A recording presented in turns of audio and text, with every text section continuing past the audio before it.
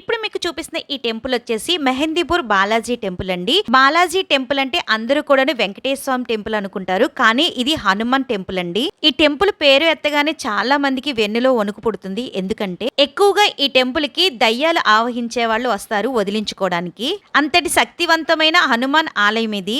ఇక్కడ హనుమంతుని విగ్రహం స్వయంభూగా చెప్తారు. హనుమంతుని విగ్రహంతో పాటు ప్రీతర సర్కార్ భైరవ స్వామి దేవతా విగ్రహాలు కూడా ఉంటాయి. ఇక్కడ హనుమంతుడి విగ్రహం సాధారణ హనుమాన్ ఆలయాల్లో ఉన్నటువంటి రూపంలోని ఇక్కడ విగ్రహం ఉండదు.